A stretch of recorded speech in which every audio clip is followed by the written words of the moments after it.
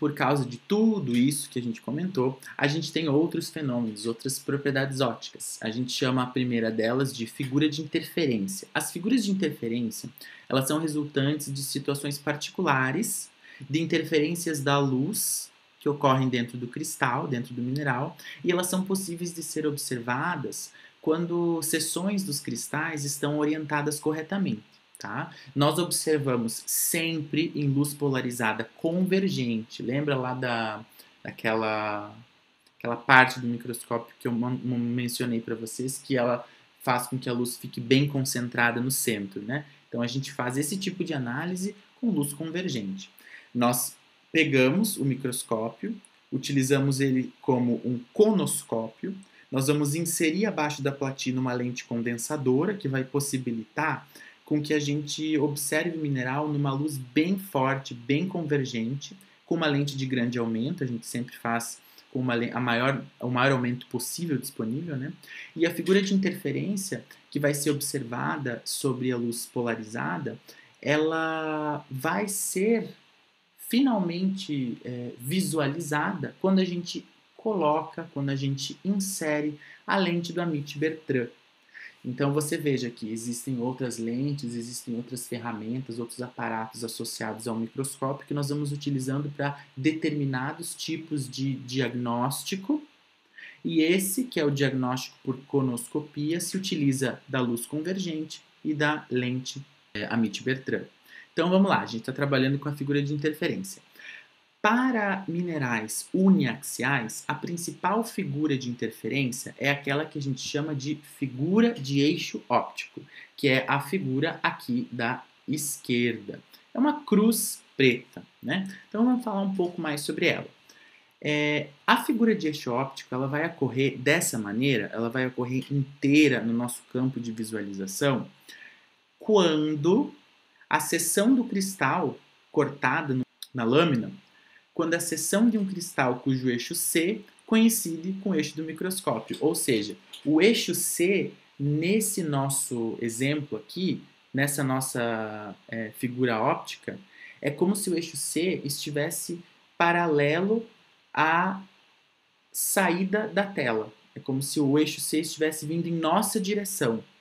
Então, o que isso acontece? O que isso quer dizer? Isso quer dizer que essa figura de eixo óptico centralizada, a bonitinha, né, aquela que tem todas as perninhas, ela somente é obtida em uma seção de um cristal em que o eixo C coincide com o eixo do microscópio.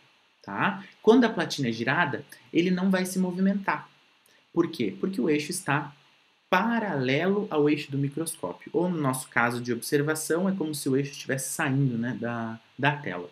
Se o eixo óptico do cristal fizer algum ângulo com o eixo do microscópio, isso tem a ver com o corte da rocha, com o corte do cristal, aí a cruz não vai se formar simetricamente, tá? No campo do microscópio. Nesse caso, a gente vai ver as perninhas da cruz, a gente vai ver as perninhas da figura de eixo óptico, que ela vai sendo girada, a platina vai sendo girada e o centro da cruz vai se movendo em um padrão circular, mas os braços da cruz eles se deslocam paralelamente às direções de vibração do polarizador e do analisador, claro, né? E por isso a gente não tem a figura totalmente centralizada no nosso campo de visão. E a razão pela qual essa cruz é negra, ela parece preta, ela parece extinta, ela ocorre por quê? Porque as direções de vibração da luz nesses campos são paralelas ou aproximadamente paralelas às direções do polarizador e do analisador.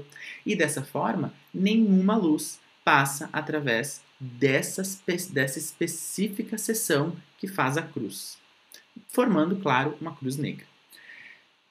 A outra imagem representa as figuras de interferência de minerais biaxiais, daqueles minerais que têm 3 índices de refração. E daí a luz ela vai se comportar de maneiras diferentes, gerando figuras de interferência de formatos diferentes. Por fim, nós temos uma última análise que nós podemos fazer, mas a gente pode fazer o nosso sinal óptico. Então, para fazer isso, a gente precisa trabalhar com a nossa placa acessória. Então, podemos ter aí placas acessórias diferenciadas, como por exemplo a placa de mica, a placa de gipso ou a cunha de quartzo. No nosso caso, eu acredito que os nossos microscópios lá na sala de microscopia são todos equipados com cunha de quartzo, mas saibam que existem outros tipos de placas, outros tipos de instrumentos acessórios para determinar o sinal óptico. Então essas placas elas podem ser utilizadas nas figuras de interferência. Então quando a gente tem lá a nossa figura de interferência determinada, a gente insere uma placa para determinar o sinal óptico, ou seja, determinar se o cristal é positivo ou negativo. E aí a gente vai precisar do conceito de raio extraordinário e raio ordinário novamente. Então vamos trazer esse conceito para nós. Utilizando-se da placa acessória, a gente pode fazer essa análise. A gente vai querer fazer uma análise para saber qual é a direção de vibração dos raios e qual é o raio mais lento e o raio mais rápido. Porque a gente sabe que tem dois raios. No caso de cristais uniaxiais, a gente sabe que tem dois raios, o extraordinário e o ordinário. A gente só não sabe qual deles é mais rápido e qual deles é mais lento. Inclusive, a gente sabe que tem velocidades diferentes porque a gente tem as cores de interferência. Acabei de conversar com você sobre o retardo e as cores de interferência. E agora a gente vai fazer uma outra análise. A gente quer saber qual desses dois é mais lento, qual desses dois é mais rápido. Ou seja, o raio mais lento, se o raio extraordinário for o mais lento, a gente diz que o cristal é positivo, que ele tem um sinal positivo. Agora, se o raio extraordinário é mais rápido, a gente diz que o cristal é negativo. Tudo isso relacionando-se com a velocidade do raio O. E como que a gente faz isso? Utilizando a cunha de quartzo. No microscópio de polarização, a gente vai inserir a cunha de quartzo. E o que ela é?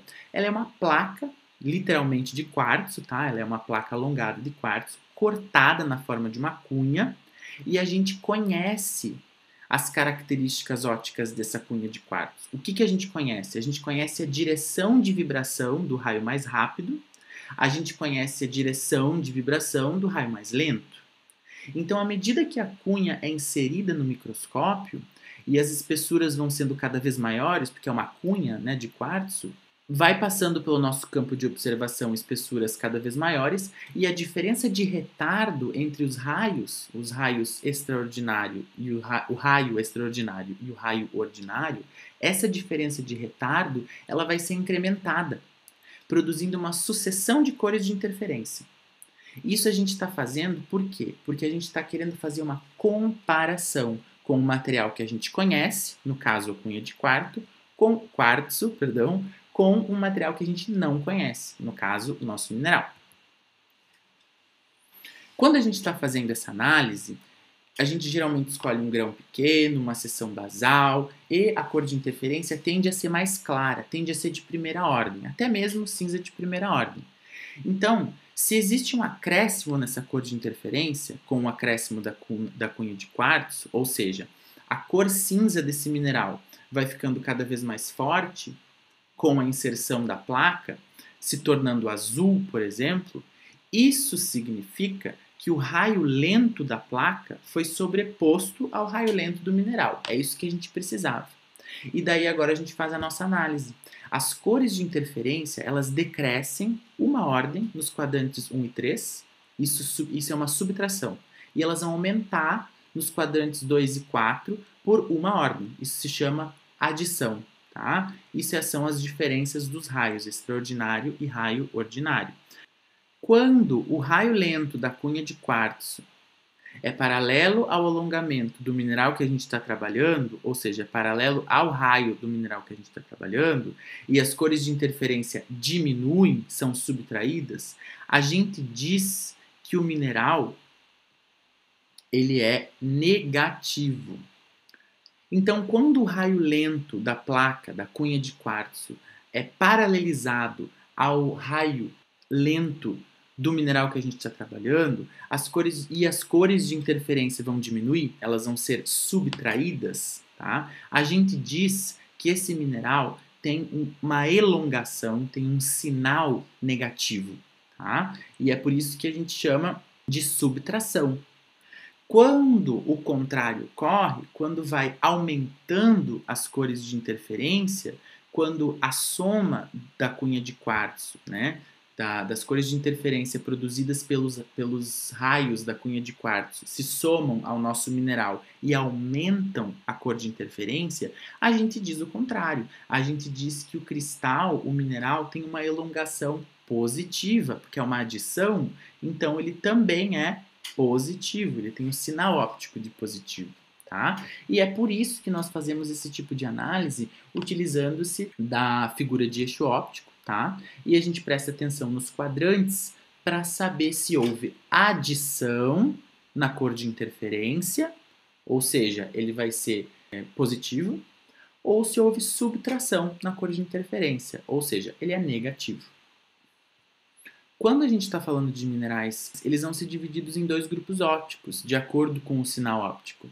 Os minerais positivos, né, os de sinais ópticos positivos, e os minerais de sinais ópticos negativos. Eles vão ser positivos quando o raio ordinário tem a maior velocidade. E quando o raio extraordinário tiver a maior velocidade, a gente vai ter um cristal de sinal óptico negativo.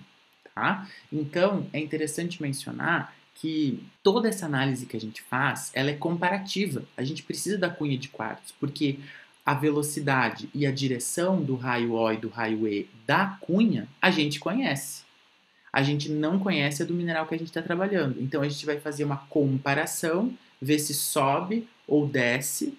Em outras palavras, se eu estou subtraindo ou adicionando cor de interferência, para daí decidir, para daí definir, melhor dizendo, se o nosso mineral é positivo ou negativo. Então, o conceito de refração, divisão dos raios quando eles incidem, quando o raio de luz incide dentro de um mineral e vai trabalhar lá dentro, a divisão desses raios, índices de refração diferente, nomes dos raios extraordinário, ordinário, diferença de ângulo e velocidade entre eles, tudo isso está trabalhando por trás das propriedades ópticas que eu comentei com vocês durante todo esse módulo de recapitulação de propriedades ópticas, tá? Então não é só ir lá e dizer que o mineral é positivo, o mineral é negativo, ou que o mineral é uniaxial ou biaxial. Não. Tem que saber, ou pelo menos ter uma noção de por que ele se comporta dessa maneira. Por que ele respondeu dessa maneira com a interação da luz. Então eu acabei falando, né, e não passei o slide, né? Então esse aqui é o slide que eu estava comentando com vocês de como que a gente determina, né? E se o raio E for mais lento, ele vai ser positivo, se o raio E for mais rápido, ele vai ser negativo e assim por diante. Então vocês podem pausar e ler essas informações aí que eu comentei com vocês no outro slide. Por fim, eu gostaria de comentar com vocês que com os minerais biaxiais a gente ainda tem uma outra característica que a gente pode definir, a gente pode diagnosticar, que é o ângulo 2V. Então, o que é o ângulo 2V? O ângulo 2V é o ângulo entre os dois eixos ópticos do mineral. Também ele é conhecido como eixo óptico, ângulo óptico. E por que ele só acontece em minerais biaxiais? Bom, vamos relembrar conceitos. Lembra que existe um eixo óptico no mineral uniaxial porque é o único eixo em que a luz vai se propagar sem sofrer reorientação. É o eixo em que a luz se propaga sem sofrer reorientação. Então, isso é o eixo óptico. Nos minerais uniaxiais, a gente tem um eixo óptico. Nos minerais biaxiais, nós temos dois eixos ópticos. E se a gente tem dois eixos, a gente tem um ângulo entre eles. E esse é o ângulo 2V. Ele pode ser estimado por meio da curvatura das isógeras, tá? Em figuras de eixo óptico centrado, né? Então, a gente tem que achar lá uma figura de eixo óptico centrado para fazer essa inferência da curvatura do ângulo 2V. Então, essa última análise que a gente faz na iconoscopia, a gente faz apenas para minerais biaxiais. Então, eu encerro aqui essa recapitulação de alguns conceitos e de algumas propriedades ópticas dos minerais. Eu sei que são conceitos, por hora, bem robustos, bem complicados de compreender, mas uma coisa complicada não necessariamente uma coisa difícil. E eu dou como dica para vocês aprender, saber exatamente por trás, o que está acontecendo por trás das coisas que a gente vai descrever ao longo desse semestre, ao longo desse curso, porque é muito mais fácil. Quando a gente sabe que o mineral é uniaxial por causa disso, disso, daquilo, ou então que a gente sabe que é óbvio que não tem birrefringência em minerais isótopos. A luz se propaga na mesma direção em todos os eixos, vai existir só um índice de refração. Então vejam, é muito mais tranquilo, muito mais prático ter esse conhecimento prévio para depois aplicar em outros tipos de análises. Mas, sim, talvez seja um pouquinho complicado de entender. Por isso, vocês têm todo o nosso apoio, vocês têm uma base bibliográfica que eu trago aqui para vocês, e ao longo do curso eu espero que vocês consigam trabalhar de maneira mais tranquila com esses conceitos. Até porque nós vamos nos deparar com grupos de minerais que são caracterizados por muitas dessas propriedades. Então, é sempre bom ter elas em mente.